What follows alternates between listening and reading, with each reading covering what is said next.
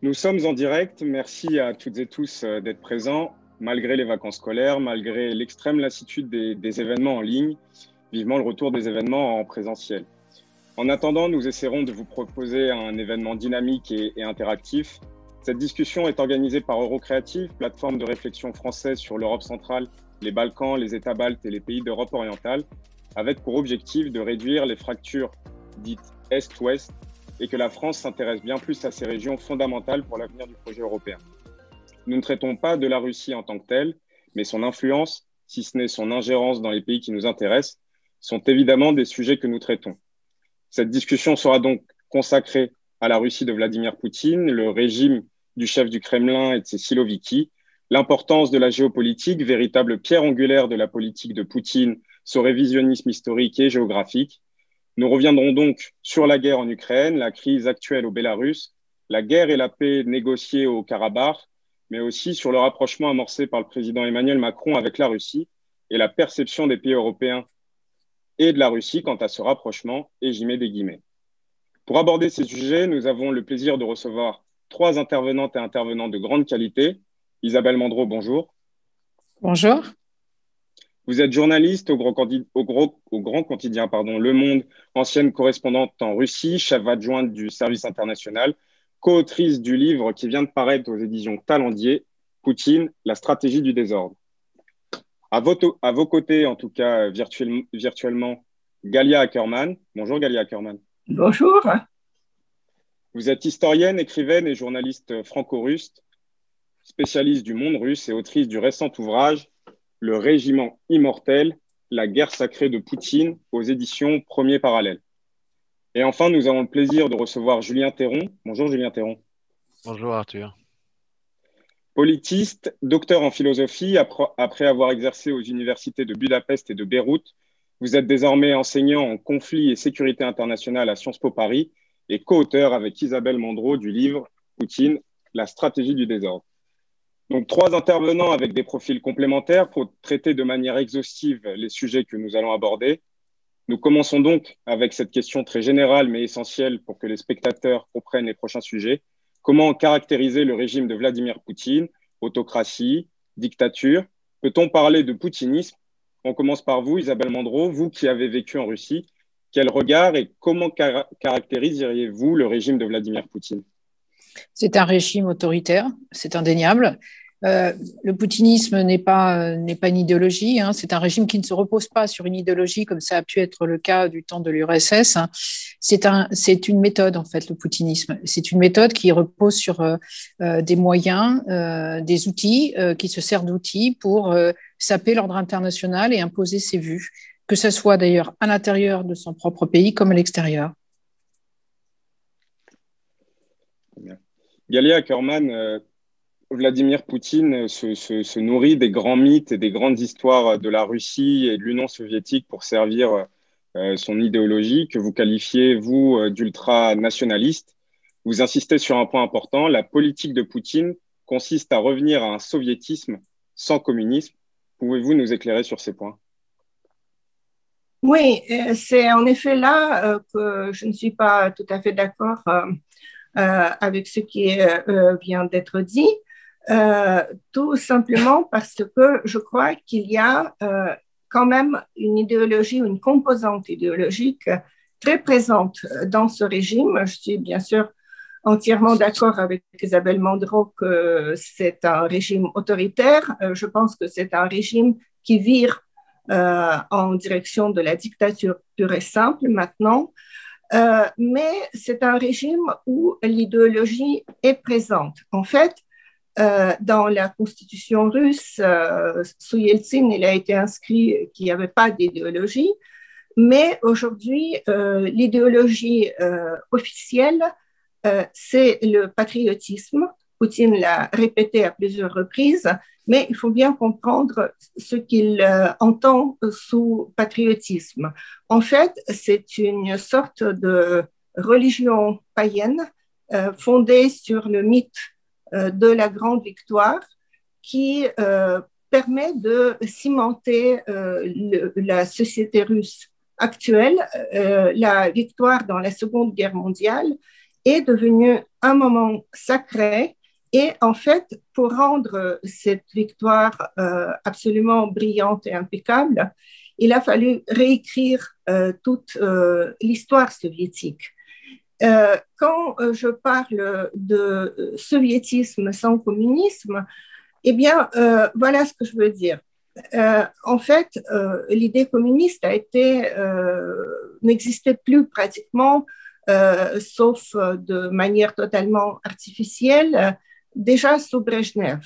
C'était une sorte de rituel auquel on s'adressait, mais comment dirais-je, la carapace était vide. Et maintenant, on revient à un mode de vie soviétique, à la mentalité soviétique, aux usages soviétiques dans les administrations, etc., etc. On réhabilite globalement la période soviétique en éjectant l'idée communiste, alors que initialement, c'est sur cette idée que la société soviétique s'est construite. Nous sommes dans une période où, comme j'ai dit, pour rendre la victoire totalement resplendissante et la faire rayonner jusqu'à aujourd'hui, il a fallu réécrire toute l'histoire soviétique et donc maintenant on nourrit aux Russes une sorte de soupe soviétique. Ils regardent sans arrêt les vieux films, on réhabilite des épisodes héroïques, on réhabilite complètement le NKVD. Même Beria, maintenant, est totalement réhabilité. Il y a une série récente qui s'appelle La Bombe, où Beria est tellement positif que ça donne, je dirais, des frissons. Et maintenant, Rosatom, c'est-à-dire la corporation qui gère tout ce qui relève du nucléaire en Russie, veut ériger un monument à Beria. Voilà où nous en sommes. Si je puis me permettre, Galia Ackerman, je crois qu'on ne diverge pas spécialement avec Isabelle sur ce point-là, peut-être plutôt sur les mots qu'on met dessus, c'est-à-dire que bien sûr, il y a un continuum, hein, même, c'est même pas quasiment une restauration, c'est un continuum des méthodes. Bon, ça s'est un peu estompé dans les années 90 et encore, mais il y a ce continuum de méthodes. Ce que nous expliquons dans notre ouvrage, c'est plutôt l'idée qu'il n'y a pas de système idéologique comme le soviétisme pouvait l'être à ce moment-là, c'est-à-dire fondé sur un corpus d'orthodoxes, d'écrivains hein, qui ont établi un système fondé sur la renaissance de l'homme, le surhomme, Tchernychevsky, bien sûr, puis Bakounine, puis toute une série d'auteurs. Donc, ce qu'on établit en fait, c'est qu'il y a effectivement une fondation de méthodes et que les méthodes n'ont pas fondamentalement changé. Hein. Vous citez Beria, effectivement, enfin, on est dans cette idée-là, mais qu'il y a aussi quelques fragments idéologiques, mais que ça ne suffit pas pour constituer une idéologie comme ça pouvait l'être, comme le disait Isabelle, au temps du soviétisme. C'est-à-dire qu'effectivement, il y a du nationalisme. Alors, il y a du nationalisme, bien sûr, hein, c'est le socle certainement le plus important en termes d'idées dans le poutinisme, le nationalisme, mais disons que ce nationalisme se nourrit à la fois de la période soviétique, mais il y a aussi une réhabilitation du tsarisme. Enfin, tout est bon à prendre, en fait. Hein, c'est-à-dire qu'on n'oppose plus les blancs et les rouges, il n'y a plus cette dimension dialectique, j'ai envie de dire antagonique de l'idéologie. C'est un système de gouvernance, ça c'est absolument certain, mais il a de ça, du populisme, qu'il est assez flou et assez dilué pour permettre justement d'emprunter à droite, à gauche, au centre, un petit peu partout, aussi au capitalisme libéral, hein, d'ailleurs, je dirais économiquement, tout un tas d'éléments de ce qu'on appelle, nous, dans notre ouvrage avec Isabelle, des fragments idéologiques qui viennent nourrir ce système qui est plutôt, en fait, une méthode de gouvernance plus qu'autre chose. Hein. C'est assez peu traité en général, mais cette méthode de gouvernance s'inspire complètement beaucoup plus que de la politique, du management économique, en fait, hein, des cercles économiques et de l'autre côté des cercles sécuritaires. Hein. Arthur parlait tout à l'heure des siloviki, hein, donc ceux des structures de force. Donc on est bien dans cette idée-là, avec l'économie d'un côté, le sécuritaire de l'autre, ce qui est un fonctionnement qui se suffit quasiment à lui-même. Et ça nous donne une méthode qui va s'inspirer après pour justifier ce système de fonctionnement, en fait, des fragments idéologiques, bien sûr, avec une fondation nationaliste. Oui, je voudrais compléter d'ailleurs, je voudrais juste compléter en disant que cette méthode se nourrit de tout. C'est-à-dire que la réhabilitation de la religion orthodoxe est au cœur aussi de la méthode poutinienne aujourd'hui. Il se sert de la religion qu'il a réintroduit d'ailleurs dans la constitution votée le 1er juillet 2020 de cette année, donc qui ne faisait plus partie de la constitution de 93 de la Russie indépendante, est revenue en force dans la constitution. Donc c'est une méthode qui se nourrit de tout. Et donc ça veut dire que Poutine entretient des liens, que ce soit avec des nationalistes, que ce soit avec des communistes. Il entretient des liens avec l'extrême droite en Europe, etc. Il se nourrit de tout pour asseoir son pouvoir et pour développer, encore une fois, sa visée qui est de déstabiliser l'ordre international. Est-ce que je peux encore ajouter deux mots? Il y a encore quelque chose qui est très important et qui est pour moi aussi l'un des fondements idéologiques de ce régime, c'est la haine de l'Occident. C'est un régime qui se construit aussi, il peut utiliser l'Occident, il peut essayer de faire du commerce avec l'Occident, etc., etc., mais il y a une haine absolue maintenant de l'Occident, de l'Europe, des États-Unis, de toutes nos valeurs.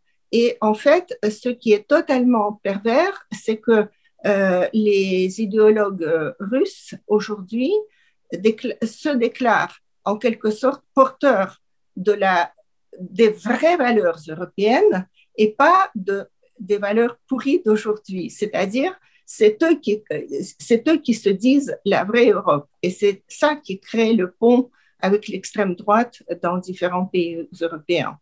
Et si je peux répondre à mon tour, c'est un intéressant débat, mais à notre sens, l'idéologie justement, enfin les apports idéologiques contre ce qu'on appelle le libéralisme, hein, c'est-à-dire des sociétés ouvertes en fait, eh bien intervient a posteriori d'une nécessité stratégique. La Russie peut difficilement rivaliser stratégiquement, soit en termes économiques, sociaux, d'ouverture politique ou militaire, avec l'Occident. Donc, à mon sens, si vous voulez, fondamentalement, la société contemporaine russe n'est pas forcément, n'a pas des antagonismes fondamentaux avec ce qui se fait en Occident.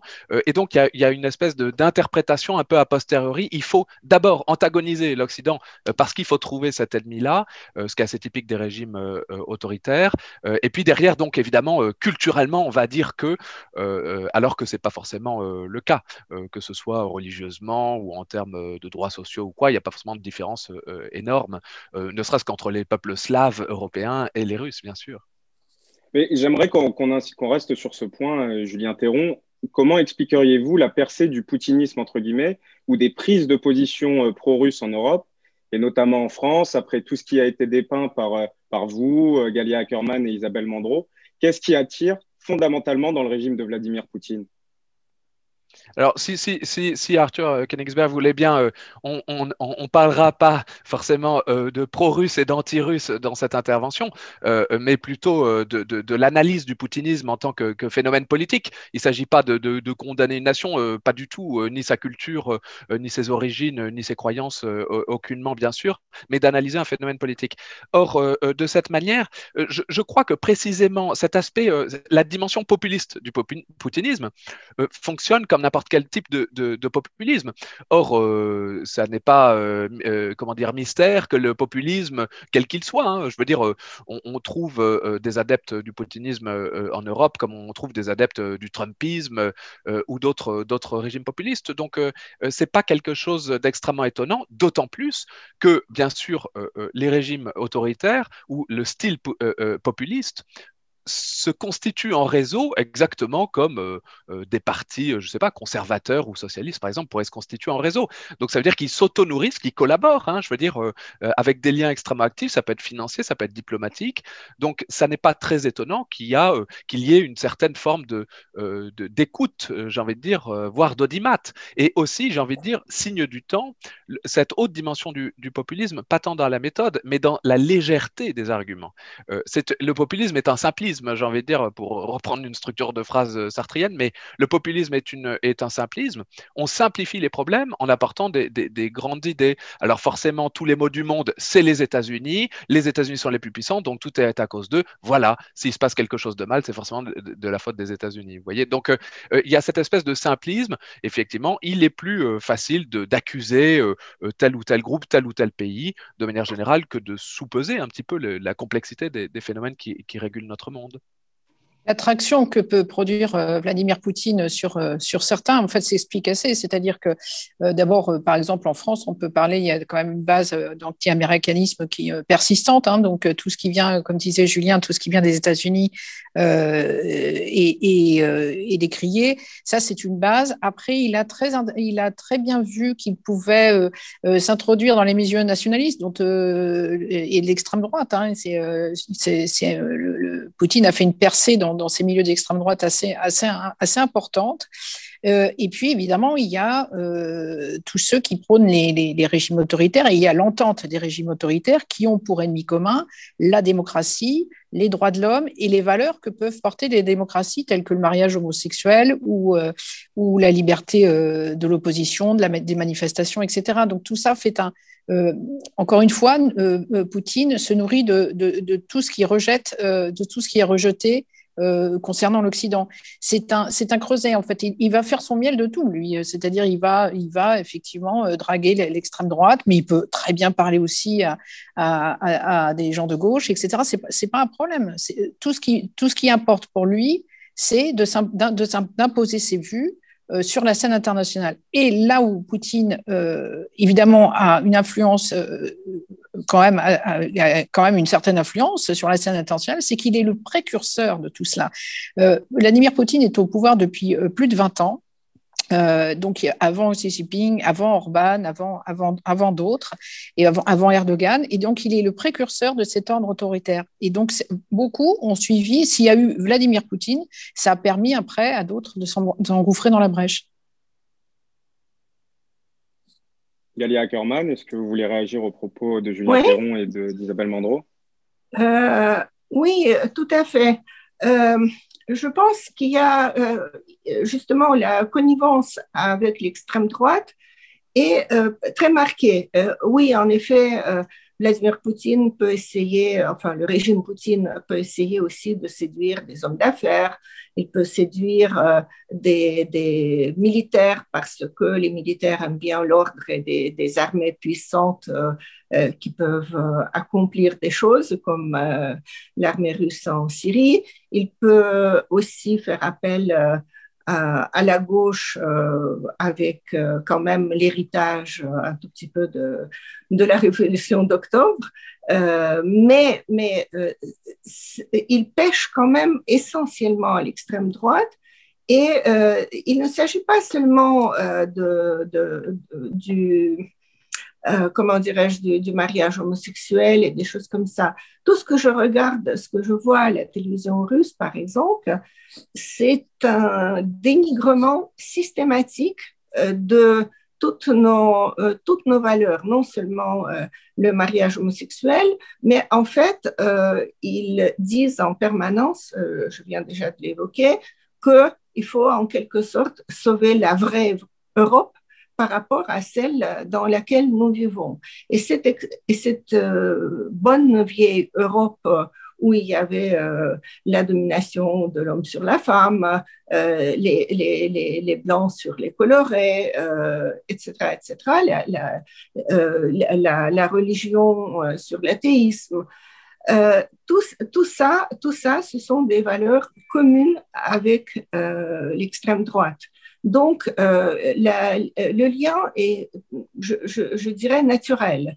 Ce régime, idéologiquement, s'il faut chercher des analogies, c'est quand même l'extrême droite européenne qui est le plus proche des idéaux que prône Vladimir Poutine. Sur les questions de valeurs sociétales, je suis d'accord, Galia Karman.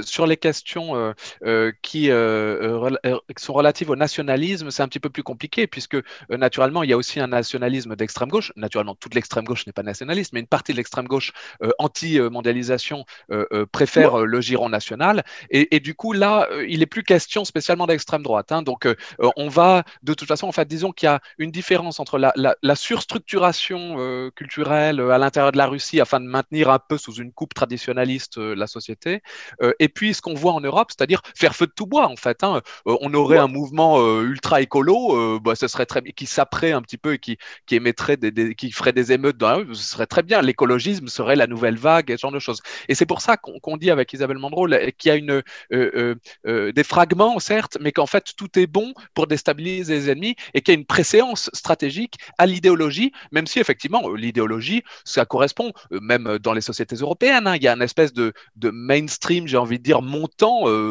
qu'on soit d'accord ou pas d'accord ou pas, mais je veux dire, il y a quand même un milieu assez conservateur dans les sociétés, ça se voit en Pologne, mais ça se voit aussi en France dans les idées politiques qui sont diffusées. Cet élément-là, bien sûr, il va être instrumentalisé parce que ça permet de nourrir le nationalisme, donc quelque bord que ce soit, et puis ça permet de diviser les pays. Et encore une fois, là, je reviens encore à cet impératif stratégique, parce que finalement, le nationalisme sert en Russie à élaborer cette grande gloire de la Russie victorieuse de tout temps, et puis à la fois aussi chez les ennemis, chez les adversaires, mais on peut même quasiment parler d'ennemis, hein, avec Isabelle, on a quand même établi, quand même, il y a cette espèce de rivalité permanente avec l'Occident, et bien chez les ennemis, il s'agit de diviser. L'Europe unie est trop forte économiquement, l'OTAN unie est trop fort militairement, donc il faut diviser. Donc tout type de nationalisme va permettre cet intérêt stratégique. Donc finalement, le nationalisme sert sociétalement en Russie, et puis politiquement aussi, hein, à la grandeur du régime. On l'a vu avec la limitation des critiques, enfin, ou même de l'analyse scientifique du stalinisme, hein, bien sûr. Et puis chez nous également, parce que ça permet de diviser. Hein. Je veux dire, le Brexit, l'accord entre la Macédoine du Nord et la Grèce, les questions relatives aux migrations ou à la coopération européenne, bien sûr. Les gilets jaunes en France aussi, également, qui ont été beaucoup répercutés en Russie, alors qu'en Russie, un tel mouvement est absolument inconcevable. On a une question d'Internet. Est-ce qu'on ne personnifie pas trop le régime russe par Poutine? Est-ce qu'il n'y a pas une surenchère dans la personnalisation du pouvoir par Vladimir Poutine et on ne regarde pas assez les structures qui existent autour, les Siloviki, on en parlait, mais aussi les oligarques, et qu'on ne regarde pas assez en fait toutes les strates du régime russe. Qu'est-ce que vous en pensez, Isabelle Mandreau? On a souvent dit, et c'est juste, que la verticale du pouvoir est très forte en Russie. Donc, Vladimir Poutine est omniprésent. Hein, c'est lui qui dirige, encore une fois, la Russie depuis plus de 21 ans et qui a mis en place tout un système. Et il s'est appuyé évidemment sur des hommes, mais c'est quand même lui. Et c'est lui qui, effectivement, personnifie ce régime, puisque même aujourd'hui, même la grande, comment dirais-je, la grande critique qui nous est adressée, c'est d'être russophobe quand on critique le régime de Vladimir Poutine, comme si effectivement critiquer Macron, c'était devenir francophobe, ou critiquer Trump était de devenir américanophobe. Donc en fait, voilà, donc il y a la personnification, elle existe effectivement, mais ça c'est dû au système lui-même. Et encore une fois, Vladimir Poutine a mis les choses tout au long de ses 20 ans méthodiquement en place.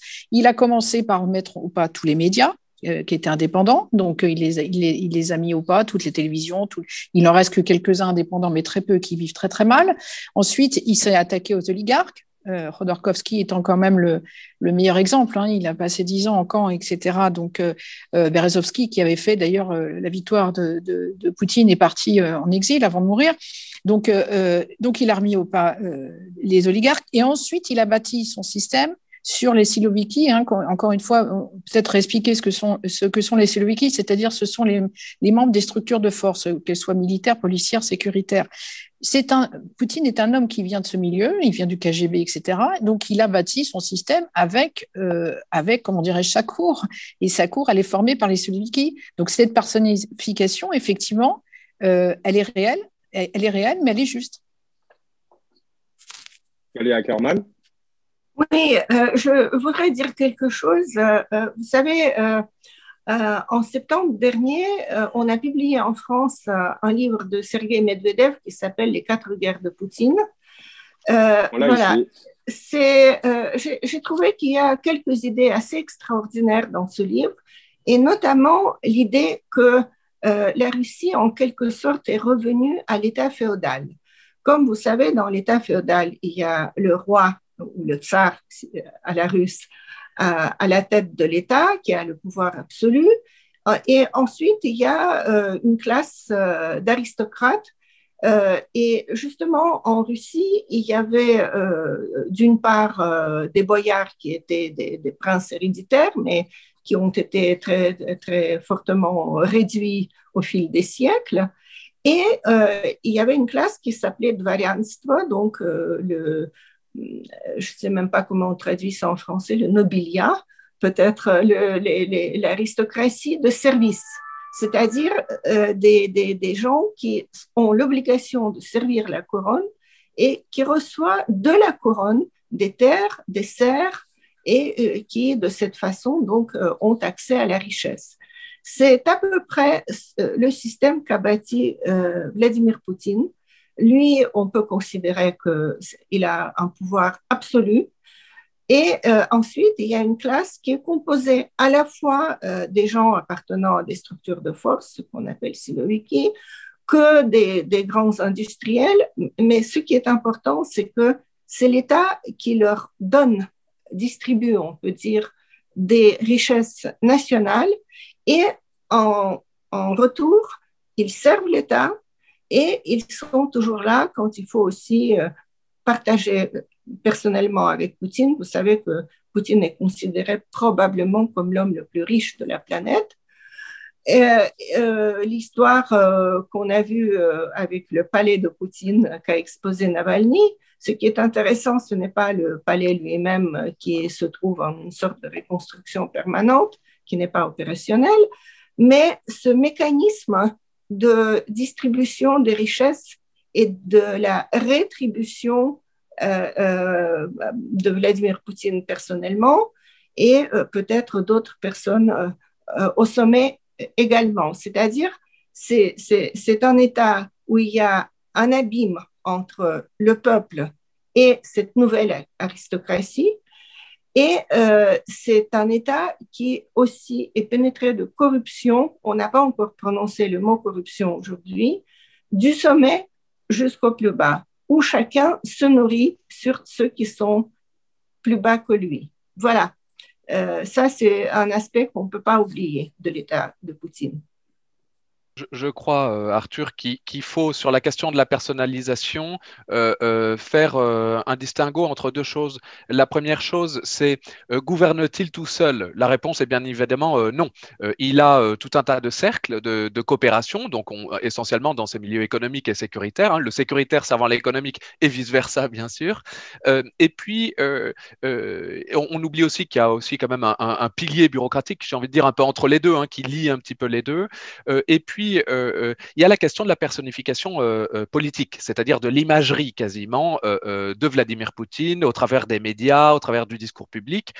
Et ça, l'imagerie, alors c'est ce qu'on appelle avec Isabelle dans notre livre une mythologie homérique, c'est-à-dire qu'il y a un système de glorification permanent qui se retrouve dans tous les médias, qui va du missile hypersonique au vaccin, et réjouissons-nous s'il est efficace, bien sûr, mais qui va du vaccin qui a été quand même annoncé bien avant la série de tests nécessaires. Vous voyez, donc il y a une espèce de glorification en fait de ce système-là, dont Vladimir Poutine est à la fois la clé de voûte réelle, hein, c'est-à-dire que sans lui, Isabelle l'expliquait, c'est lui qui a mis en place tout un tas de choses. Hein. Alors bien sûr, il a été aidé. Hein, on peut penser à Surkov qui a idéologiquement consolidé le régime, j'ai envie de dire, mais c'est quand même la clé de voûte, quoi. C'est-à-dire que ce système-là, en l'état actuel des choses, ne pourrait pas exister sans ces personnes, ce qui ne gomme pas du tout la nécessité d'avoir tout un tas de cercles de pouvoir. Mais il y a quand même une réalité aussi de la glorification du personnage, quoi. Hein. Ça c'est quand même réel aussi. Ouais.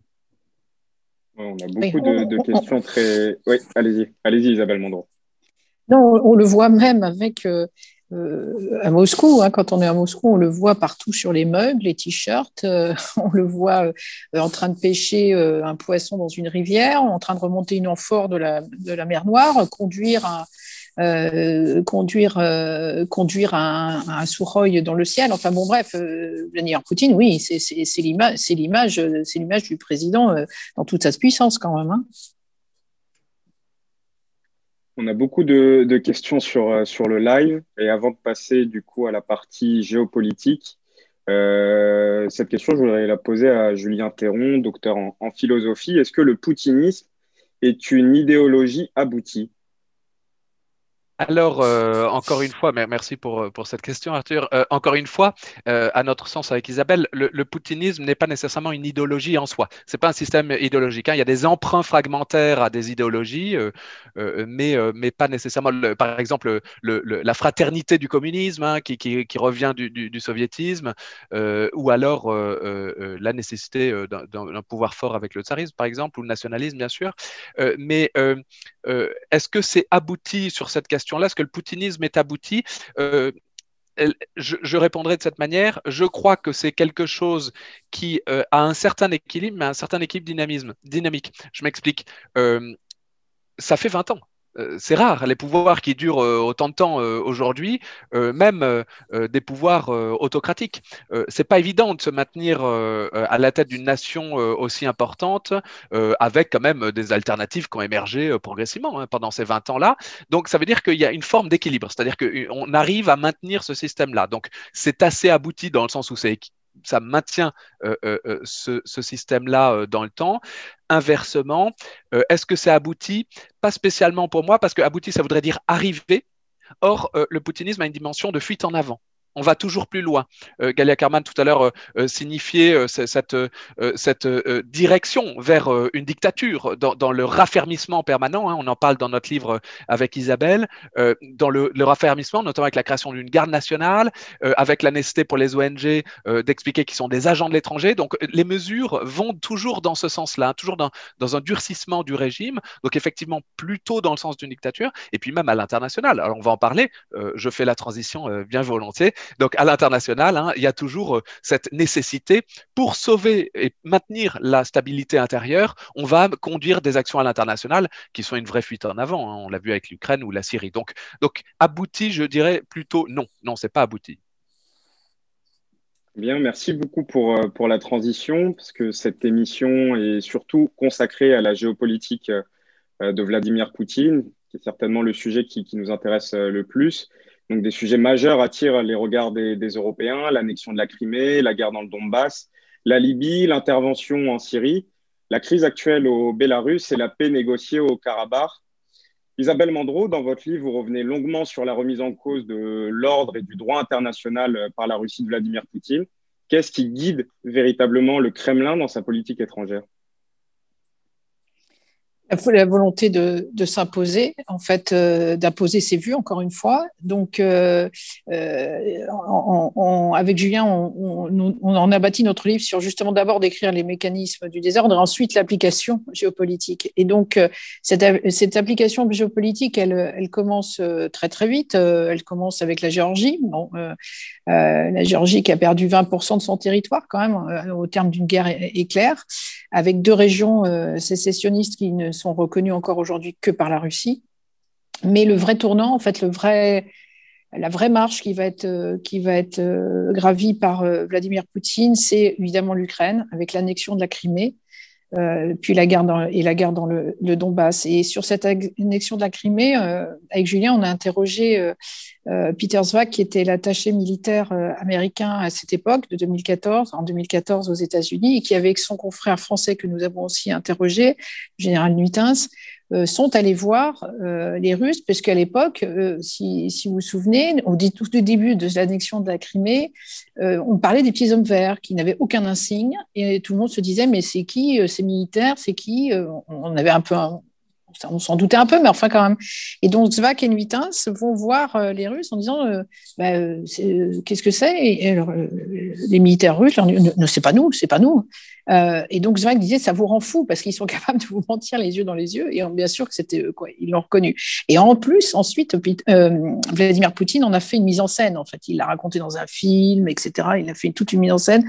Voilà. Donc, l'annexion de la Crimée est une étape très importante, en fait, dans la dérégulation de l'ordre international. Hein. C'est la capture d'un territoire, quand même, aux portes de l'Europe. Ensuite, il y a effectivement l'intervention en Syrie. Et là aussi, Vladimir Poutine va en profiter pour gravir une marche supplémentaire en s'imposant. Et en s'imposant par les armes, bien sûr, aux côtés d'un allié, Bachar al-Assad, bourreau de son propre peuple, et en mettant en parallèle des négociations à Genève son propre dispositif de discussion avec l'Iran et la Turquie. Donc là, on voit à travers toutes ces applications géopolitiques à quel point il s'affranchit de plus en plus de l'ordre international, ou en tout cas le peu de cas qu'il en fait. Et donc après, ça se traduit aussi évidemment, par son intervention dans plein de pays, sur le continent africain. Eh bien, il va y aller avec les armes et les mercenaires Wagner. Donc là aussi, maintenant, ils sont présents dans énormément de pays, dont la Libye, que vous avez évoqué, mais la République centrafricaine, le Mozambique, le Soudan et bien d'autres. Il va aussi s'intéresser évidemment au Haut-Karabakh, parce que ça, c'est son arrière-cour géopolitique. Donc, bien sûr, là aussi, en écartant quand même les coprésidents du groupe de Minsk, les Français et Américains, qui normalement faisaient partie des négociations de paix entre l'Azerbaïdjan et l'Arménie. Et puis évidemment, il y a aussi la Biélorussie, où la Biélorussie, il soutient, pour l'instant en tout cas, Alexandre Loukachenko, et il promet même d'envoyer la garde nationale si jamais il y avait des émeutes. Donc en fait, il est dans toutes ses actions géopolitiques, il s'affranchit de plus en plus de l'ordre international. En tout cas, il le combat. Galia Ackerman, je vous poserai la... Voilà. J'ajoute juste une petite chose, c'est que en effet, le régime de Poutine a progressé par paliers, 2008, 2014 ensuite avec la Crimée et l'Ukraine, et le nouveau palier, c'est 2020, parce qu'en 2020, on a procédé aux amendements constitutionnels qui affirment toutes sortes de choses, c'est-à-dire que la Constitution a été énormément réécrite. Et ce qui est très important, c'est qu'elle permet désormais de voter des lois de plus en plus liberticides et de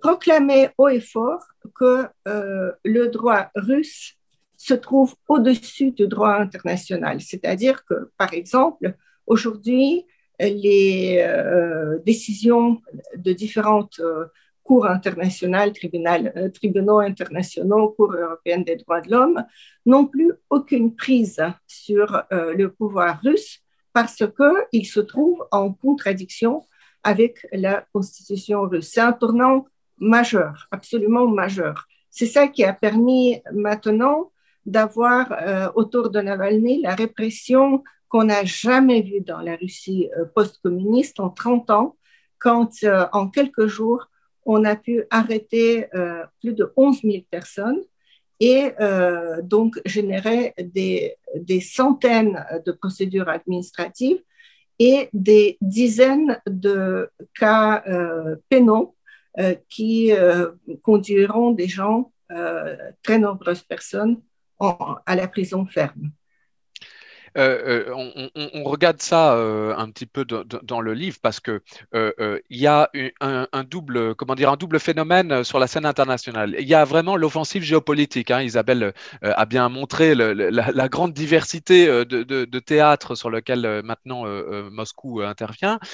Mais il y a aussi cette dimension plus légale, plus relation internationale qui doit être changée. Alors, Moscou, le Kremlin, de cette manière-là, joue un peu sur deux tableau, c'est-à-dire à la fois défendre ses acquis avec les pouvoirs que lui confère les institutions internationales, hein, le Conseil de sécurité par exemple, hein, notamment en collaboration avec les Chinois, avec tout un tas de blocages sur la Syrie, mais pas seulement. Dès qu'il s'agit de démocratie, hop, on bloque de propagation de la démocratie. Hein, donc il y a vraiment un alignement autocratique entre la Russie et la Chine. Donc ils se servent naturellement des institutions et de cette manière-là, les Occidentaux se servent aussi des institutions, mais enfin, en général, c'est quand même plutôt pour la promotion de la démocratie. Donc il y a un blocage de cette dimension-là dans les organisations internationales dont il faut faire partie pour voir, pour être influent, pour écouter, pour savoir, pour faire pression. C'est le cas pour le Conseil de l'Arctique, c'est le cas pour l'OSCE, c'est le cas pour le Conseil de l'Europe. Hein. Ils ont voulu revenir dans le Conseil de l'Europe, c'était une volonté. Donc, ils ont besoin de ça pour apparaître comme important et pour être important aussi, pour peser, hein, pour de vrai, dans les affaires du monde. Et à la fois, donc, il y a cette dimension-là de blocage, d'influence, et puis il y a la dimension nationale et nationaliste, nationale parce que ça se passe en Russie, et de dire, ah par contre, chez nous, l'ordre international qui est fondé hein, sur les idéaux démocratiques et des droits de l'homme en 1945. Alors ça, par contre, il n'est pas question de se faire entendre la leçon en termes de droits de l'homme et de démocratie par qui que ce soit. Donc la révision constitutionnelle en parle et replace, insiste sur cette préséance, sur une hiérarchie des normes en fait, qui remet le droit souverain national au-dessus du droit international pour se parer justement de toute influence. Donc, il y a une espèce de double jeu par rapport à la structuration, le but étant non seulement de conserver ce double jeu, mais même d'aller plus loin, c'est-à-dire de travailler avec ses alliés, avec la Syrie, qui va commettre des crimes et de la torture de manière absolument considérable, pour saper encore un peu plus, pour montrer, bah, vous voyez, il n'arrive rien à ce régime-là, on peut faire ça au XXIe siècle, il n'y a pas de conséquences, mais aussi, sur chaque grand dossier, vraiment d'imposer son code, et puis du coup, de transformer cet ordre international, que ce soit dans la lettre, le droit, ou dans l'esprit, c'est-à-dire dans le fonctionnement géopolitique. Et cette stratégie à l'international est-elle payante électoralement ou auprès du peuple russe ou des opinions russes, Isabelle Mandreau? Non, moi je pense que non. D'abord, il y a eu un phénomène en 2014 avec l'annexion de la Crimée, où avec une propagande extraordinaire à ce moment-là en Russie, très agressive, très lourde, contre l'Ukraine d'ailleurs. Donc à ce moment-là, effectivement, là, il y a eu une espèce d'hystérisation un peu du pays, et donc il avait une cote de popularité assez importante. Encore faut-il croire d'ailleurs un peu les sondages sur place, mais quand même. Mais tout ça, c'est retombé complètement aujourd'hui en Russie. Les Russes sont préoccupés d'abord par leur pouvoir d'achat, par leurs conditions de vie, et n'ont pas du tout d'appétence pour l'expansionnisme à l'extérieur de leurs frontières. Ce qui se passe en Syrie les intéresse assez peu, à vrai dire. Et vraiment, c'est leurs conditions qui se sont dégradées. Hein, parce que ce qu'il faut dire aussi, c'est que Poutine, le système Poutine, c'est un système qui ne marche pas. La vie est difficile en Russie. Les Russes, moi, en 5 ans, j'ai vu le rouble dégringoler. J'ai pas vu les conditions s'améliorer du tout, au contraire. Donc, ils sont préoccupés de plus en plus d'ailleurs par l'environnement aussi, parce qu'il y a eu beaucoup de manifestations sur les causes environnementales. Ils sont préoccupés par leurs conditions de vie, ils sont préoccupés par leur vie quotidienne et leur protection sociale. Et encore une fois, quand on s'éloigne des grandes villes comme Moscou et même, il faut voir dans quel état sont les hôpitaux. Donc comment dirais-je, toute cette parade qui est faite sur l'international masque en fait des carences terribles sur le territoire national. Et encore une fois, les hôpitaux, les services publics ne marchent pas bien. Donc, par exemple, prenons un exemple très concret. Pendant l'épidémie du Covid, eh bien, les Russes n'avaient aucune protection. C'est-à-dire, si elles devaient fermer, s'il y avait un confinement, eh ben, ils n'avaient aucune aide. Donc voilà, c'est à eux de se débrouiller. Donc tout ça aussi, quand on érige Poutine comme ça sur la scène internationale, etc., mais il faut voir aussi ce qui se passe sur la scène intérieure, et c'est très difficile pour les Russes. Oui, je pense que c'est très intéressant de s'intéresser à l'envers du décor, et même aussi à ce que Poutine peut-il assumer éternellement si j'ose dire, cette politique étrangère. Vous, Galia Ackerman, vous avez récemment écrit un article avec pour titre Poutine, fin de règne, où vous évoquez la victoire politique et diplomatique de la Russie dans la résolution du conflit au Karabakh. Mais vous y voyez, vous, une défaite, entre guillemets, à plus long terme pour la Russie, car elle ne serait pas capable d'être militairement sur tous les fronts. Est-ce que vous pourriez expliquer votre position? L'histoire du Haut-Karabakh, c'est en effet assez compliqué. Bon, on ne va pas revenir sur toute l'histoire, mais je crois que en fait, l'offensive azérie aidée par les Turcs n'aurait jamais eu lieu s'il n'y avait pas de consentement de la part de Poutine. On ne sait pas est-ce qu'il voulait aller aussi loin dans la progression des forces azéries ou non, mais en tout cas, visiblement, ça c'est plusieurs analystes russes qui le pensent comme ça, il pensait certainement punir le premier ministre arménien Pachinian, qui ne s'est pas suffisamment courbé devant Poutine, et provoquer probablement son départ. Mais en réalité, la situation était comparable avec ce qui s'est passé en 2008 avec l'Ossétie du Sud. En Ossétie du Sud, qui se trouvait en territoire étranger, en Géorgie, les Russes sont intervenus sous prétexte que c'était le génocide des Ossètes, ce qui était totalement faux. Il y a eu quelques tués, pas plus. Hein.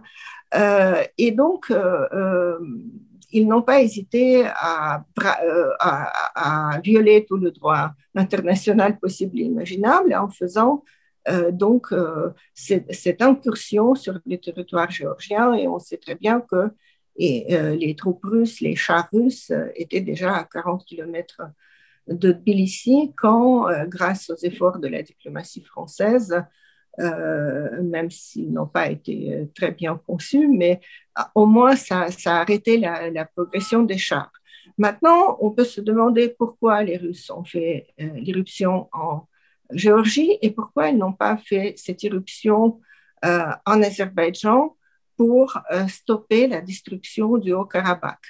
Alors que c'était l'Arménie qui est quand même leur allié historique. Donc, encore une fois, Poutine, il aime donner des leçons. Il punit ceux qui ne mènent pas la politique qui lui plaît. Et donc, il a laissé la situation pourrir complètement. L'Arménie a perdu le contrôle des régions qui avaient été à l'origine azérie autour du Haut-Karabakh et deux tiers du Haut-Karabakh lui-même. Il reste la capitale, Stepanakert, et encore quelques localités. Et c'est seulement à ce moment-là que la Russie est intervenue pour conclure l'arrêt des hostilités. Et maintenant, il y a une présence russe sur le territoire du Haut-Karabakh, c'est-à-dire en Azerbaïdjan. Et les Russes ont des plans un peu napoléoniens d'ouvrir des voies de communication ferroviaire qui relieraient la Russie aussi bien à l'Arménie qu'à l'Azerbaïdjan, qu'à la Turquie, et qu'il y ait une liaison qui aille qui traverse l'Arménie pour aller vers la région de Nakhitchevan, qui, elle, est une région azérie, mais c'est une sorte d'exclave séparée de l'Azerbaïdjan. Mais en réalité, pourquoi je pense que c'est quand même une erreur de la part de Poutine, parce qu'il aurait pu garder le statu quo. Je pense qu'Aliyev, avec Erdogan, n'aurait pas commencé, encore une fois, s'il n'était pas sûr que Poutine n'interviendrait pas. Mais à la longue, il a quand même perdu l'allégeance d'un pays chrétien, l'Arménie, et on n'est pas sûr qu'il a beaucoup gagné en Azerbaïdjan parce que, oui, il y a une présence militaire, elle est assez limitée. Est-ce que ces chemins de fer seront construits? qu'est-ce qui va se passer dans cette région? Erdogan n'est pas un allié de Poutine stable. Et donc, je pense que quand même pour l'opinion publique russe, ne pas soutenir un allié fidèle arménien, en plus orthodoxe, en termes de leur propre géopolitique, c'est pas une carte gagnante. Voilà. Maintenant, il faut attendre encore quelques années pour voir si vraiment les Russes arrivent à s'emparer en quelque chose des voies stratégiques dans le Caucase du Sud. Ils auront probablement gagné, mais je ne suis pas sûre que ça se fasse. Julien Théron, une réaction? Oui, parce que je crois que ce qui vient d'être dit est intéressant. Regardons un peu quels sont historiquement, culturellement, géopolitiquement les peuples les plus proches des Russes eux-mêmes. Alors là, pas pour le coup du Kremlin, mais des Russes. Il faut bien admettre qu'effectivement, les Biélorusses, les Ukrainiens, éventuellement même les Géorgiens, hein, enfin, je veux dire, il y a l'histoire quand même de l'URSS a porté un Géorgien quand même au pouvoir. Et puis, bien sûr, surtout les Arméniens. Ce sont quand même des peuples qui sont extrêmement proches. Et regardons la situation aujourd'hui. L'Ukraine n'a jamais été aussi stratégiquement antagonique vis-à-vis de la Russie.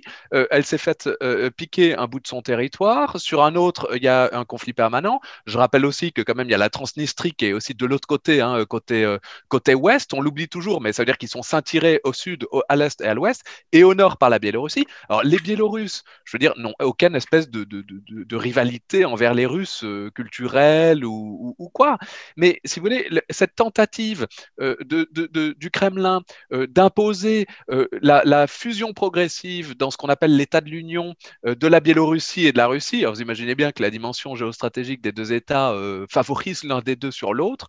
Eh bien, cette volonté profonde, tout en maintenant pour le moment, comme le disait Isabelle, hein, histoire de maintenir un peu les choses en l'état, la présidence de Loukachenko, je veux dire, fait dresser les démocrates biélorusses contre la Russie parce que sans la Russie, il est probable que Loukachenko ne tiendrait pas non plus très longtemps. Donc les Biélorusses, sans être anti-russes culturellement, hein, bien sûr, on dira, oui, ça y est, ils sont russophobes, ils sont payés par la CIA. On entend des choses, hein, même du ministre de la Défense, Shoigu, en disant que l'OTAN est prêt à envahir la Biélorussie ou que les opposants en Biélorussie sont entraînés par la CIA. Enfin, on entend tout un tas de choses. J'ai même entendu parler de contexte de terrorisme international. Le djihadisme est-il aux portes de Minsk? Je ne le crois pas.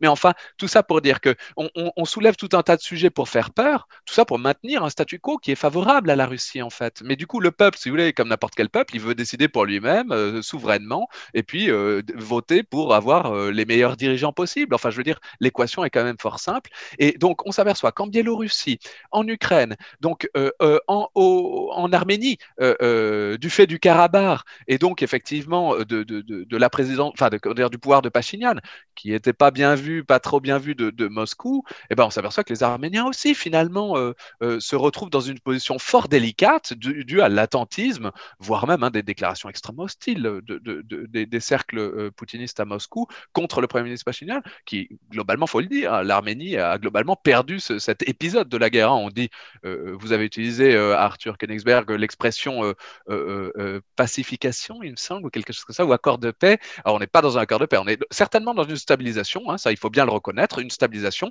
mais il y a eu un déploiement de soldats d'un État tiers qui ne sont pas des casques bleus, hein, bien sûr, donc on est plutôt dans une nouvelle étape, hein, un nouvel épisode avec intervention de deux puissances régionales, la Russie et la Turquie, qui se cherchent encore un peu dans ce schéma-là. Mais ce que je veux dire par là, c'est que si on regarde ces trois exemples-là, qui sont les peuples les plus proches de la Russie, n'est-ce pas, des Russes, eh bien, on s'aperçoit que finalement, il y a un retour de flamme considérable de la stratégie du Kremlin. Et c'est pour ça qu'on appelle ça la stratégie du désordre, parce que finalement, de créer ce désordre en Géorgie, en Ukraine, en Biélorussie, parce que le désordre n'est pas du fait du peuple. En Biélorussie, le désordre est né du fait de l'oppression contre le peuple. contre le peuple. le peuple, s'il voulait des élections libres, organiserait des institutions démocratiques, des élections libres, et il n'y aurait absolument aucun désordre. Le désordre vient bien de l'oppression. Eh bien, dans ce contexte-là, donc on associe la démocratie au désordre en disant, mais regardez, vous ne pouvez pas avoir ça, c'est forcément le désordre, la démocratie, y compris en Russie. Et en fait, finalement, je reviens aussi, est-ce que c'est une stratégie aboutie, le poutinisme, alors pas en tant qu'idéologie, enfin au système idéologique, disons, mais en tant que stratégie, bah, là, de la même manière, c'est nos conclusions un petit peu avec Isabelle, c'est qu'on s'est aperçu quand même qu'à chaque fois qu'il y a une opération, oui, il y a des éléments assez concrets d'efficacité stratégique, mais toujours in fine, bah, il y a des sanctions, et puis il y a des peuples qui se dressent en disant, bon, bah, ça suffit quand même, on est souverain, on a le droit de décider pour nous-mêmes, quoi. Donc, ça n'est pas d'une extrême efficacité in fine. Isabelle Mandreau, vous qui avez été sur le terrain, vous qui avez été en Russie pendant longtemps, envoyée correspondante du Monde, quel rôle joue la propagande russe dans la narration et l'explication de la politique étrangère du Kremlin? Comment la rend-elle vendeuse et comment le Kremlin légitime-t-il sa politique étrangère que vous qualifiez de désordre? Cette propagande, elle est terrible. Franchement, elle est même éprouvante en fait, parce que on en a un petit aperçu à l'étranger via les réseaux Sputnik et RT, mais à l'intérieur, il y a Первый Canal, il y a Russia 24, Russia 24, donc il y a des médias, les premières chaînes de télévision. Et quand vous regardez la télévision, franchement, c'est même très très éprouvant. Donc sur place, moi, je m'étais intéressée un moment sur la télévision, j'ai fait tout un papier sur la télé Poutine pendant les débuts de la guerre dans le Donbass et l'annexion de la Crimée. C'était épouvantable. Je vais vous donner juste un exemple. Donc, je regardais le JT et ensuite le replay sur Internet pour pouvoir m'arrêter. Et donc, on parlait de l'Ukraine, il parlait de l'Ukraine, et tout d'un coup, je vois passer des images d'un charnier en Ukraine. Alors là, je me dis un charnier en Ukraine, etc. Donc, j'ai fait des recherches, etc., avec arrêt sur image, etc. Et finalement, c'était un charnier de Tchétchénie, du début des années 2000 en Tchétchénie, qui avait été implanté comme ça, directement dans un reportage en Ukraine. C'est tout le temps comme ça. En 2015, il y a eu une flambée d'émissions et de propagande absolument nauséabonde sur la crise des migrants en Europe, où tout d'un coup, on voyait l'Europe assaillie, débordée par des hordes de migrants qui, évidemment, étaient là pour violer les jeunes filles ou les petites filles même. C'était épouvantable à regarder. Donc, c'est pas, on y va avec la matraque, hein. C'est pas une propagande, c'est une matraque en fait que les Russes subissent. Donc certains d'entre eux d'ailleurs arrêtent de regarder la télévision parce que c'est plus possible. Donc, il reste quelques médias indépendants. Donc, cette justification de sa politique étrangère, tout ça, c'est en appui, évidemment, de la justification de la politique étrangère de Poutine, qui est basée sur quelque chose de très simple. Montrer qu'ailleurs, c'est le chaos et que lui, c'est la stabilité, donc c'est l'ordre. Et que c'est préférable au chaos qu'on voit dans les démocraties. Et donc, c'est pour ça qu'on a, chaque fois qu'il y a une manifestation, chaque fois, bien sûr, tous les médias en parlent, mais c'est le compte-rendu qui en est fait. Encore une fois, les violences policières aux États-Unis, le mouvement des Gilets jaunes en France, etc., doivent être montrés, bien entendu, mais c'est le compte-rendu qui en est fait, qui est absolument... voilà, donc l'Europe, l'Occident est décadent, en proie au désordre, à la décadence, au chaos. Et eh bien, voyez, chez nous, c'est peut-être pas parfait, mais c'est mieux. Voilà le message qu'en fait que délivre le Kremlin. Chez nous, c'est pas parfait, mais c'est beaucoup mieux. Regardez, ailleurs, c'est vraiment épouvantable. Et donc, ce sont des images même, c'est violent. C'est violent parce que les mots sont violents, les images sont violentes, elles sont des fois trafiquées complètement. Donc, oui, mais c'est pour un message principal. Nous, c'est la stabilité. Ce qui est faux, d'ailleurs, mais bon. Je peux dire quelque chose? Oui, allez-y, Galia Karman. Oui, c'est juste pour ajouter à ce que vient de dire Isabelle Mandreau, c'est que bien sûr les chaînes russes montrent tout le temps le désordre, la décadence, les mœurs pourries, les problèmes de l'Occident. Supposé, si je puis me permettre. Supposé. Ou en tout cas grossièrement exagéré. Mais ce qui est intéressant, c'est que ces mêmes choses sont montrées par la chaîne comme Russia Today qui donc fait des émissions dans différentes langues, pratiquement pour le monde entier, qui est extrêmement populaire, il faut dire, et par l'agence Sputnik et par d'autres agences qui travaillent pour eux, qui font des reportages pour eux, etc. Et là, le but n'est pas tellement de persuader les Occidentaux que en Russie tout va bien, que de les persuader que ça va mal chez eux, que leur démocratie, c'est-à-dire on sape très sciemment les fondations de notre démocratie, on sape comment dirais-je, on sape la foi de la population dans les institutions démocratiques. Oui, mais tout ça, justement, c'est revenu. Mais tout ça, c'est dans un but bien précis. Et RT et Sputnik sont évidemment les outils de propagande destinés à l'extérieur. Mais la propagande intérieure, elle est puissance 10 000. Il faut voir les talk-shows ou les émissions, etc. Avec ce qu'on voit, nous, à l'extérieur, est encore plus terrifiant à l'intérieur de la Russie. Et tout ça a un but, effectivement, montrer la décadence et l'Occident qui se déprave et montrer que c'est le désordre parce qu'en Russie, c'est la stabilité et donc c'est l'ordre. Si je puis me permettre, Arthur Königsberg, d'apporter un complément dans la ligne de ce que vient de dire Isabelle, si l'on regarde les pays les plus démocratiques, n'est-ce pas? Quels sont les pays les plus démocratiques dans le monde? Eh bien, chaque année, ce sont les mêmes.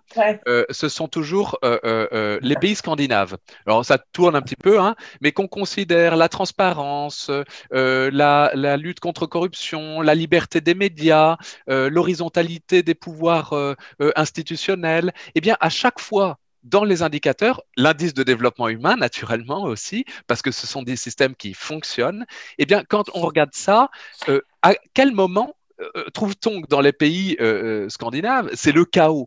Je veux dire, c'est complètement faux. Et ce sont des pays qui ne sont pas du tout corrompus, je veux dire, qui fonctionnent extrêmement bien. Aucune démocratie n'est parfaite, hein. Bien sûr, chaque société a ses questionnements, ses tiraillements, bien sûr. Mais il faut bien avouer que à considérer l'association entre démocratie et désordre, ou entre démocratie et chaos, hein, eh bien, ça, c'est une réalité qui n'existe pas en réalité. Chaque société a ses problèmes. Bien sûr, il ne s'agit pas de diminuer les tiraillements sociaux, identitaires, politiques dans les différentes sociétés démocratiques, mais de manière générale, en dépeindre une situation de chaotisation permanente, c'est fallacieux. On va prendre une question d'Internet. Je vais vous la poser, Julien Théron. À quelle vitesse l'absorption du Bélarus va-t-elle se faire selon vous? Les exercices militaires conjoints mensuels RU BY n'offre-t-il pas au Kremlin la possibilité d'accumuler des forces sans que la grenouille ne sente que la casserole est en train de bouillir? Oh, mais je crains que la grenouille est tout à fait consciente de la chose depuis un bon moment maintenant. On a eu, juste après l'Ukraine, la Biélorussie a fait passer une loi qui expliquait que si des petits hommes verts apparaissaient, vraiment le pays se sentirait en état de légitime défense. On avait bien compris qu'il craignait bien un scénario criméen qui pourrait arriver à Minsk. Donc, je crois que Loukachenko a parfaitement conscience du risque et freine de ses quatre fers pour ne pas se faire ingérer dans cette structure nouvelle dont on parle assez peu, qui s'appelle l'État de l'Union. Mais vous savez que Sergueï Shoigu, le ministre de la Défense, quand il parle de la Biélorussie, il parle de l'État de l'Union, c'est-à-dire comme si c'était la même structure, vous voyez, une structure russo-biélorusse où Moscou a bien sûr la main haute. Donc ça, c'est en cours et je vais être tout à fait sincère, je ne sais pas le rythme que ça va prendre. Vous savez pourquoi? Parce que Moscou, précisément, a besoin de Loukachenko pour le moment, du président Loukachenko, pour la simple et bonne raison que s'il n'était pas là, s'il tombait sous la force des manifestations pro-démocratie, par exemple, ou parce qu'il l'emmenait gentiment dans une maison de vacances quelque part en Russie, eh bien, il n'y aurait plus de légitimation de l'action russe. Ils ont besoin encore de lui pour dire, mais c'est en soutien d'un pouvoir légal ou légitime. Hein, on mélange, on a fait la même chose un peu avec Bachar al-Assad. Hein, là, les questions de la légalité, de la légitimité sont un peu mélangées.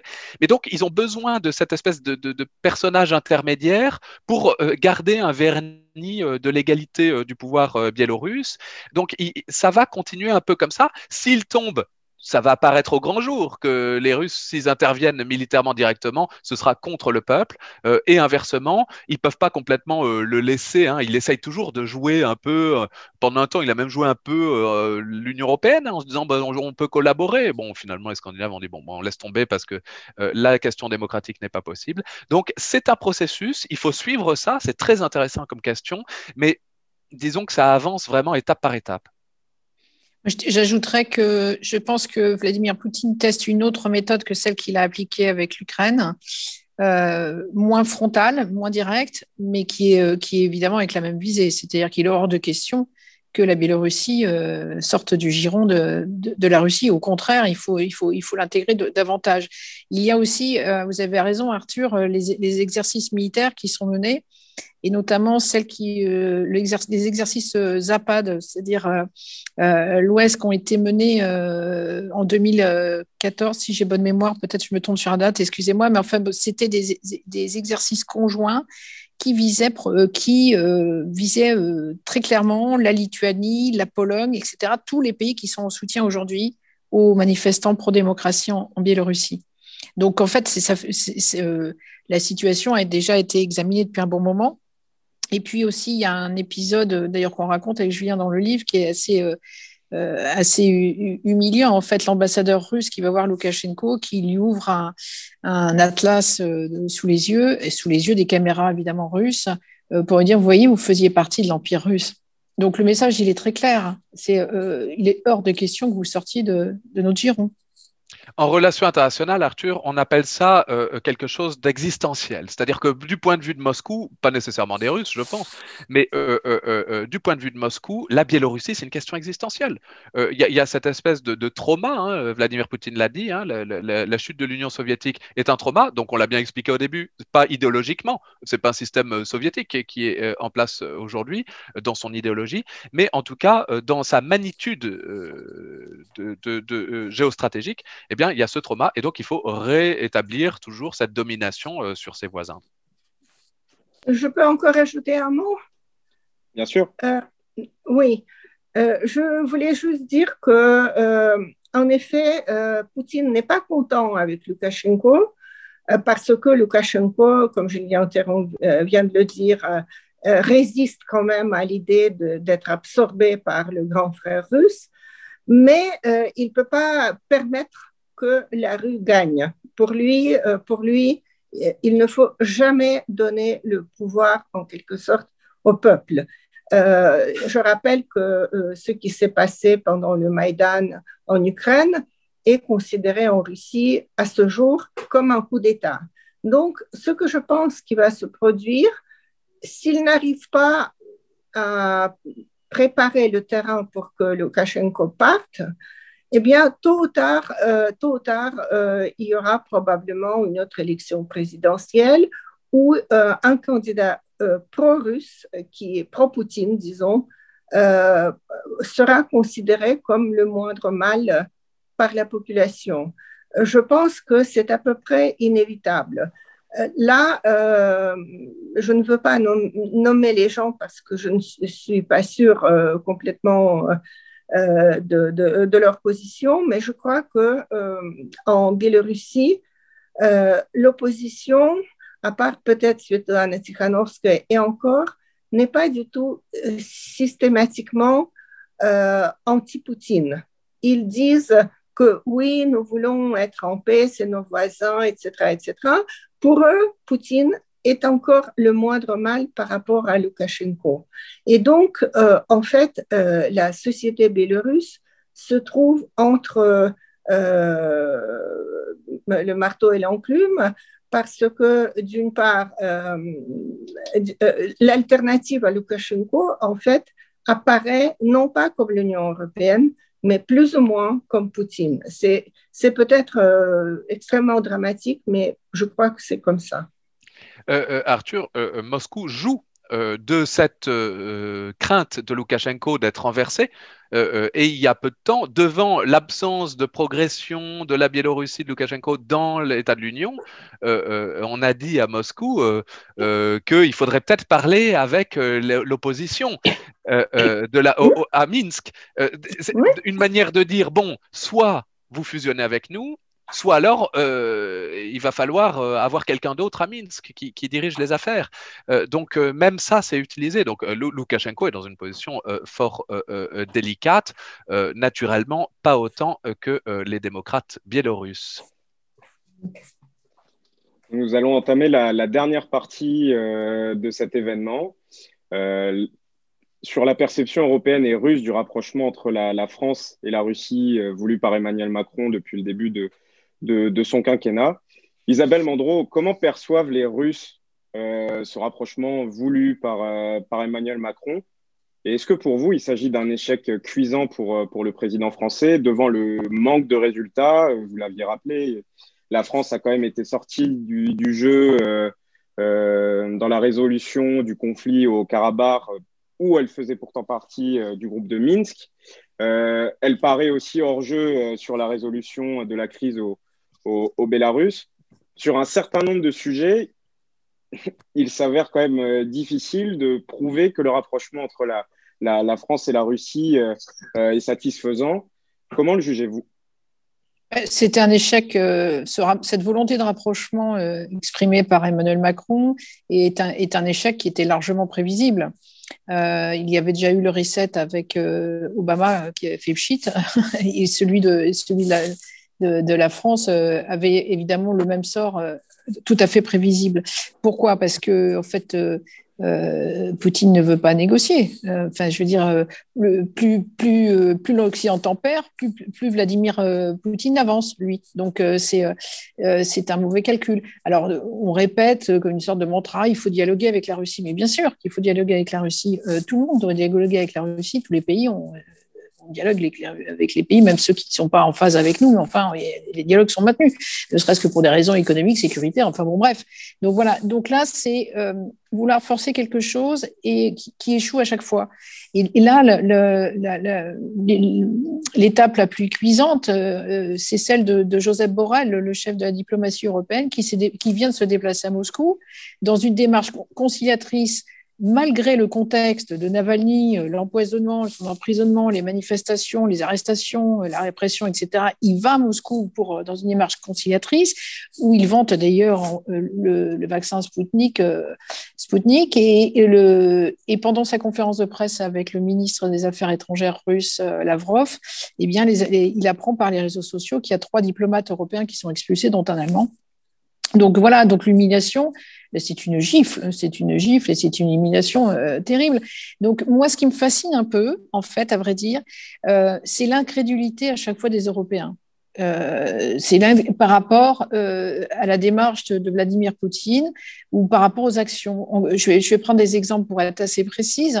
Par exemple, on est dans une société où on zappe sans arrêt sur les événements. Un événement, on zappe, etc. Vladimir Poutine, lui, il est là depuis presque 21 ans.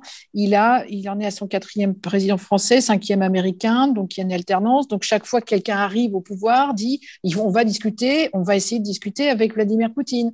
Donc chacun y va avec de la bonne volonté et chaque fois ça échoue.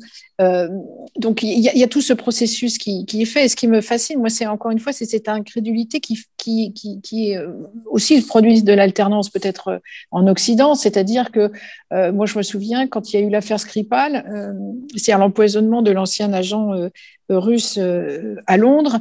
Tout le monde disait mais c'est pas eux, c'est pas possible, c'est pas dans leur intérêt, etc. Bien sûr que si, mais c'est parce que on avait déjà oublié Litvinenko, l'empoisonnement au polonium de Litvinenko en 2006 à Londres, parce qu'on avait déjà oublié ça. De même que l'empoisonnement d'Alexei Navalny, évidemment a un fort retentissement, mais on a déjà oublié l'opposant numéro 1 en 2015 qui était Boris Nemtsov, qui a été assassiné de plusieurs balles au pied du Kremlin. Donc voilà, donc nous on est dans une société où on zappe en permanence ces événements, où les dirigeants se succèdent, il y a une alternative, etc. Et donc on perd cette perspective. Et Vladimir Poutine, lui, il ne perd pas du tout sa perspective.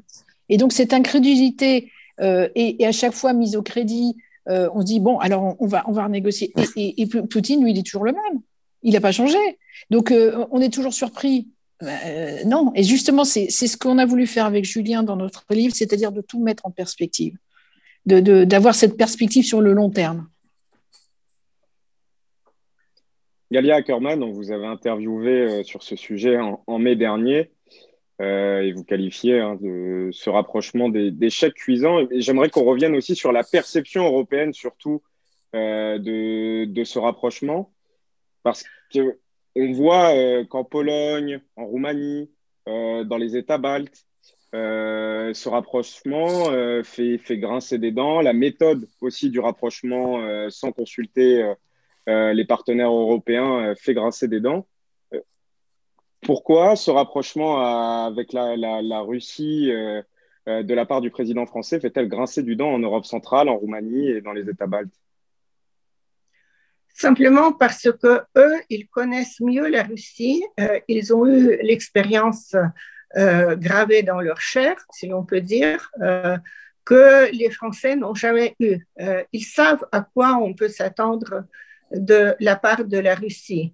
Et je voulais encore ajouter quelque chose qui n'est pas tout à fait la réponse à votre question, c'est-à-dire, moi, je me pose quand même la question pourquoi Vladimir Poutine a décidé maintenant d'agir comme sans prendre absolument en compte les réactions extrêmement indignées de l'Occident. C'est-à-dire, il aurait pu choisir, même refouler Navalny, ne pas le laisser rentrer en Russie, par exemple. Il aurait pu ne pas faire attention à ce film, même si c'est quelqu'un de très vindicatif. Mais je me souviens que quand le film de Navalny aussi, de sa fondation, quand est sorti le film sur Medvedev, qui a été vu quand même par près de 40 millions de personnes, Medvedev, quand on lui a posé la question, là aussi, il était question de palais, de yachts, de vignobles, etc., etc. Et quand on lui a posé la question, est-ce que tout ça est vrai? Quelle est votre réaction à ce film? Medvedev a fait un mouvement, lui, pof. Vous voyez? Mais donc, que Poutine a décidé de frapper très fort l'opposition, toute velléité d'opposition, mettre en prison Navalny. Maintenant, on lui colle un deuxième procès, ensuite il y aura encore un troisième procès, etc., etc. Et tout ce que l'Union européenne demande ne provoque que des réactions de mépris total. Donc, je me pose la question sérieuse, pourquoi maintenant? Pourquoi cette ligne rouge, complètement rouge, écarlate, a été franchie? Et donc, je me demande, face à la situation économique assez désastreuse de la Russie, ce dont a parlé Isabelle Mandron, face à en fait des chiffres totalement falsifiés concernant la pandémie du Covid, face à l'insuffisance des usines pharmaceutiques qui sont capables rapidement de produire le vaccin Sputnik, même s'il est très bon, je n'en sais rien, mais bon, le Lancet dit qu'il est bon, donc croyons cela. Je me demande si maintenant Poutine ne prépare une nouvelle offensive au printemps, en été, en automne, dans les mois qui viennent, qui de toute façon le fera encore un peu plus le paria parmi les pays civilisés. Et donc, puisqu'il prépare probablement une offensive, il s'en fout maintenant. Il préfère mater ce que les Russes, le régime, considère comme la 5e colonne chez lui à la maison. Il y a par exemple maintenant des initiatives qui probablement seront adoptées, comme quoi il faut vérifier tous les candidats pour les élections législatives de l'automne, vérifier s'ils sont de véritables patriotes, pour que parmi eux, il n'y ait pas d'agents de l'étranger et même de familles, c'est-à-dire que la personne ne serait pas qualifiée de se représenter s'il y a quelqu'un dans sa famille qui est un agent de l'étranger. Vous voyez, moi je pense que cette consolidation du régime et cette absence de réaction positive à toute tentative de dialoguer et à toute tentative aussi d'intervenir en faveur des personnes qui ont été arrêtées, en faveur de Navalny, par exemple. La Cour européenne des droits de l'homme demande la libération de Navalny, c'est-à-dire libération, on peut dire provisoire, pendant qu'il va en appel, etc., pendant qu'il passe toutes les instances possibles. Eh bien, la Russie répond non. Donc, ça signifie quelque chose et je crains que ce soit quelque chose de assez grave. Voilà. Oui. Julien Théron, vous avez été professeur à Budapest. Vous avez une connaissance très bonne de l'Europe centrale. Et j'aimerais vraiment revenir là-dessus parce que c'est quelque chose qui nous intéresse beaucoup sur cette perception de la Russie en Europe centrale et ce rapprochement entre la France et la Russie qui n'est pas passé. Alors peut-être en Hongrie, c'était un peu moins le cas parce que c'est plutôt c'est un pays où la Russie ne fait pas trop peur. Mais on a quand même le sentiment que la France est perdue sur la relation et sur le rapport de force qu'elle doit entamer avec la Russie. Galia Ackerman parlait d'une prochaine offensive, peut-être dans les prochains mois, de la Russie, peut-être en Europe orientale. On a aussi eu récemment les propos de la directrice de Russia Today qui a appelé à une annexion totale du Donbass. C'est à cela que je pense. Quel comportement la France doit-elle adopter face à la Russie et comment peut-elle s'assumer en puissance européenne aussi dans son dialogue avec la Russie? Alors, c'est une question, je souscris à ce que disait Isabelle. On parle à Moscou, il n'est pas question de ne pas parler à Moscou. On parlait à Moscou au temps de la guerre froide, dans des contextes bien plus tendus encore que ceux que nous traversons. Donc, la question n'est pas de parler ou de ne pas parler. Hein. Souvent, c'est ce qu'on dit dans le débat politique français. Oui, il faut parler à Moscou, alors non. Enfin bon, la question n'est pas là. La question est de savoir comment on parle et pourquoi on parle. Une des choses fantastiques qu'on a eu la chance de faire avec Isabelle pour notre ouvrage sur cette stratégie du désordre, c'était de dialoguer avec tout un tas d'experts internationaux sur la Russie. Il y a Marc Galeotti, Keir Giles, il y en a tout un tas, des militaires, des diplomates, et une personne est intéressante sur cette question du reset, hein, c'est-à-dire cette remise à niveau toujours perpétuelle. Hein. On se souvient déjà de l'époque de Nicolas Sarkozy, où on parlait déjà de ce genre de choses, que la guerre fonctionnait malgré quelques achèvements pour arrêter le conflit contre la Géorgie. Mais eh bien, on a interviewé le conseiller de Barack Obama, qui a été aussi ambassadeur à Moscou, Michael McFaul, et qui est le responsable de la politique de Barack Obama, du reset. On se souvient d'Hillary Clinton, qui appuie sur le bouton rouge avec Sergei Lavrov, très visuellement, n'est-ce pas? Eh bien, alors, Michael nous disait, oui, d'accord, mais vous savez, nous, quand on a fait notre reset, qui est très contesté, hein, vous savez, aux États-Unis, puisqu'après, il y a eu l'attaque chimique en Syrie en 2013, qui a été un camouflet pour la diplomatie américaine. Enfin, il y a tout un tas d'événements qui ont fait perdre un petit peu la superbe à la diplomatie américaine sur ce point. Mais il dit, vous savez, quand on l'a fait, on avait des objectifs extrêmement précis. On avait l'accord iranien, on voulait le soutien des Russes, on avait des questions économiques à régler, on avait tout un tas de questions sur le nucléaire. Enfin, il y avait des éléments extrêmement précis. On s'est dit, OK, on va faire un reset, mais parce qu'on veut avancer sur un certain nombre de dossiers.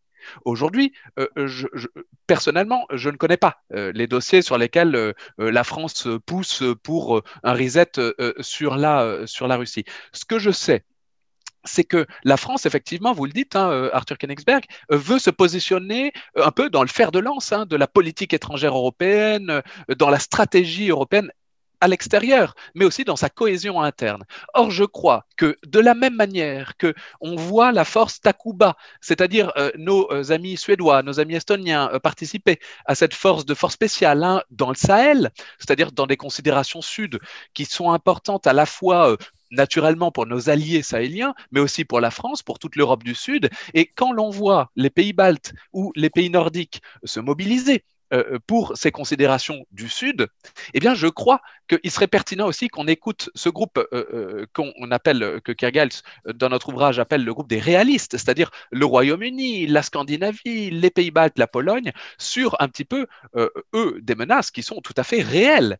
On en parle avec Isabelle sur la refonte de l'armée, sur la manière dont on réinvente la guerre. Il faut savoir quand même que dans les Pays-Baltes et en Scandinavie, les questions militaires aujourd'hui sont extrêmement sensibles. On remet le service militaire en Suède, on se réarme, il y a des questions d'entraînement, on explique à la population ce qu'il faudrait faire si le pays était envahi, on parle de ça, et tout ça, c'est suite à l'Ukraine, si vous voulez. Donc, il y a des considérations qui sont tout à fait, je reprends ce terme-là, existentielles, mais du point de vue des démocraties du Nord et de l'Est. Donc, je crois que du point de vue français, il faut prendre la mesure de ce genre de choses, et si l'on veut vraiment bâtir une Europe unie, une Europe politique, une Europe de la sécurité, eh bien, je crois qu'il faut écouter ceux qui sont pleinement européens et qui ont choisi d'ailleurs, les Pays-Baltes, rappelons-le, faisaient partie de l'Union soviétique. Ils ont choisi la démocratie, ils ont choisi l'Union européenne et l'organisation du traité de l'Atlantique Nord également. Et je crois qu'il faut écouter aussi ce qu'ils ont à dire sur la conception de la sécurité européenne. D'un point de vue très rapidement, Arthur, de Budapest, il faut quand même dire, alors j'étais lecteur, c'était dans mes jeunes années, je n'étais pas professeur à Budapest, mais à la BME, il faut quand même dire sur ce point que de la même manière que j'ai différencié tout à l'heure Moscou ou le Kremlin, si vous voulez, de la Russie et des Russes, il faut bien dire que la voie qu'emprunte Viktor Orban, et pour le coup, j'étais présent en Hongrie au moment de son ascension et il a thésaurisé sur les troubles de l'extrême droite hongroise pour arriver, et depuis, il capte notamment la scène médiatique. Donc, il est sur le chemin, si vous voulez, non idéologique, encore une fois, du poutinisme, sur la méthode, n'est-ce pas? Sur la maîtrise de tous ces petits leviers qui permettent de contrôler, de rester magnifiquement au pouvoir pendant des décennies comme ça, les médias d'un côté, le code électoral de l'autre, enfin, j'en passe et des meilleurs. Tout ça pour dire qu'il faut bien différencier la population hongroise qui, je le rappelle, a fort peu goûté l'occupation soviétique. Je rappellerai quand même la révolution démocratique hongroise de Nagy Imre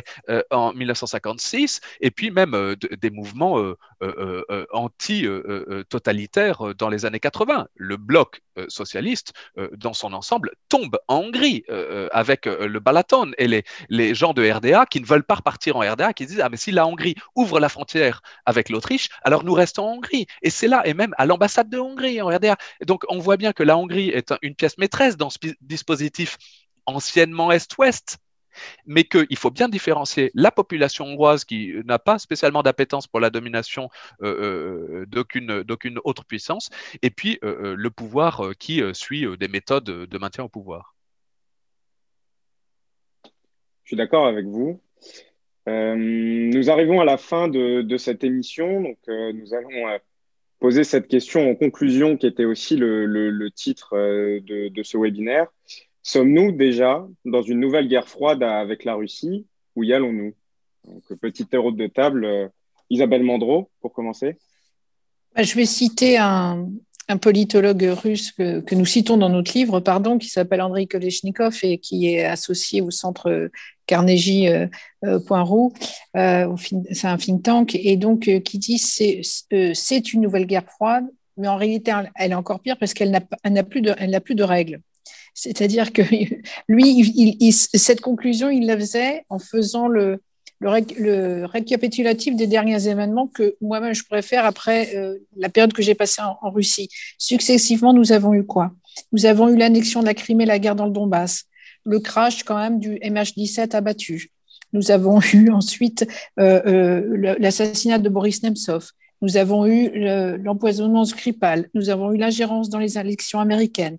Puis après, dans d'autres pays, nous avons eu aussi l'intervention en Syrie. Nous avons eu comme ça toute une série absolument dramatique. Encore une fois, c'est quand on met tout en perspective que ça devient vraiment assez effrayant. Nous avons eu, et donc, c'est une nouvelle guerre froide. Je ne sais pas si on ne peut pas la qualifier parce que toute chose n'est pas égale par ailleurs, mais en tout cas, elle est sans règles, effectivement. Et ce que dit Andrei Kolesnikov est très intéressant, c'est-à-dire que toutes les lignes sont franchies, il n'y a pas de limite. Et on se demande aujourd'hui, effectivement, si le régime de M. Vladimir Poutine a une limite. Et donc, c'est ça qui inquiète aussi beaucoup les pays d'Europe du Nord, etc. Parce qu'eux se demandent aussi beaucoup quelle est la limite de M. Poutine. Est-ce qu'il y en a une? Et plus M. Poutine, dont l'usure de pouvoir se fait quand même sentir, peut se sentir menacé, plus il peut partir dans une fuite en avant et donc être totalement imprévisible pour des Occidentaux qui, eux, n'ont pas les mêmes réflexes. Galia Ackerman. Oui, j'ajouterai très peu à ce que vient de dire Isabelle Mandreau. Si vous regardez la télévision russe, il y a un thème qui revient sans cesse. La guerre est inévitable, même pas la guerre froide, mais la guerre tout court. Il faut être préparé à la guerre. Vous disiez ça à un occidental, il ne comprendra même pas de quoi vous parlez. Mais là-bas, la guerre est en quelque sorte sur toutes les lèvres. Et bien sûr, on est pleinement dans la guerre froide, ou plutôt dans l'offensive de la Russie contre la civilisation occidentale. Et quand on parle autant de la guerre et que parallèlement l'armée russe se renforce et se modernise d'année en année, eh bien, j'ai envie de me souvenir de ce que disait jadis Tchekhov quand il apprenait à comment faire des spectacles. Et donc, lui, il disait que s'il y a dans le décor un fusil qui est accroché au mur, ce fusil est seulement utile s'il va tirer, si on va l'utiliser pendant le spectacle. Sinon, il n'a pas sa place sur le mur. Moi, je ne veux effrayer personne, mais ces rappels constants, cette perception de la Russie comme une forteresse assiégée que tout le monde veut détruire et donc la guerre est inévitable, ça ne me rassure pas. Voilà. Ça permet de garder les Russes sous la coupe aussi. Oui, bien sûr. C'est ça le but. Julien Théron, pour finir. On peut faire l'analogie historique avec la guerre froide. On peut émettre des éléments, la crise des fusées, avec la crise de Crimée. On peut établir tout un tas d'analogies, bien sûr, qui pourraient être pertinents sur la rivalité, sur l'utilisation de conflits annexes où les puissances rivalisent dans leur expression de puissance.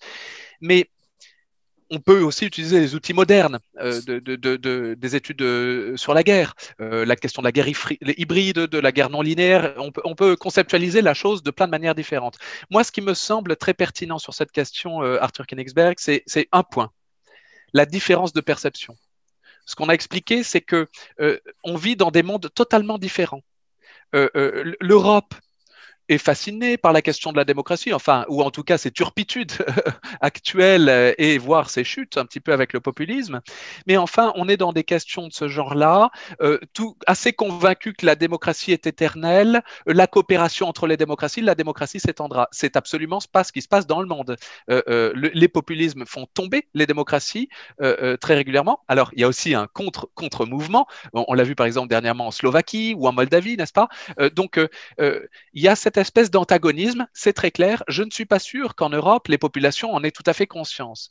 Ce qu'on voit, ce qu'on a pu voir en Russie avec les réformes de l'armée, l'embrigadement de la population, hein, on parle des mouvements de jeunesse, Younarmia et ce genre de choses, les parcs d'attractions militaires où l'on peut tirer, où il faut tirer, eh bien, tout cela est totalement étranger aux Européens. Alors, non seulement on a parlé un peu des divisions hein, et de l'instrumentalisation de ces divisions en Europe, mais il y a aussi une dimension fondamentale, c'est ce qu'on appelle dans les études de conflit, hein, les guerres centrées sur la population, hein, population-centric warfare, c'est-à-dire que la population est un élément essentiel des conflits contemporains. Et si l'on regarde aujourd'hui la dimension conventionnelle de la guerre avec des tanks et des avions, eh bien oui, l'armée russe se prépare un petit peu à ça et fait des plans. Hein. Isabelle citait tout à l'heure Zapad, mais il y a aussi la dimension contemporaine sous le seuil de la violence de la population, la manière dont on sape la stabilité politique et sociale des pays, la manière dont on fait de la propagande. Et ça, on est déjà dans ce contexte-là. Donc, d'une certaine manière, guerre froide ou pas, on est déjà dans une guerre hybride pleine. Et à Moscou, on explique aux Russes effectivement qu'on est dans ce contexte-là. Merci infiniment pour avoir brillamment expliqué les questions qui vous étaient posées et pour l'interaction avec le public qu'on a pu avoir ce soir. Je rappelle Isabelle Mandreau et Julien Théron, co-auteurs de cet excellent ouvrage Poutine, la stratégie du désordre aux éditions Talendier. Galia Ackerman, autrice de cet excellent ouvrage également, Le régiment immortel, la guerre sacrée de Poutine. Je vous invite à suivre nos prochaines activités dans les prochains mois avec Eurocréative, le think tank français sur l'Europe centrale, les Balkans, les pays baltes et l'Europe orientale, où la Russie, effectivement, a une position privilégiée et qu'on regarde attentivement. Et je sors un peu de mon rôle de modérateur, mais ce qu'on a expliqué aussi ce soir, et notamment sur les positions de la France, c'est qu'il y a un problème de méthode dans l'approche de la France dans ce rapprochement avec la Russie, qu'il y a aussi un problème de méthode dans sa politique européenne, et c'est ce que nous essayons, nous, de casser avec Eurocréative, c'est ces fractures Est-Ouest qui fracturent justement l'Union européenne et le projet européen, et nous pensons réellement que l'Union européenne est le seul échelon possible pour nous protéger, entre guillemets, du régime de Vladimir Poutine et des autres régimes dans le monde. Merci à vous, bonne soirée et à bientôt sur Eurocréative. Merci. Merci Arthur. Merci. Merci, au revoir.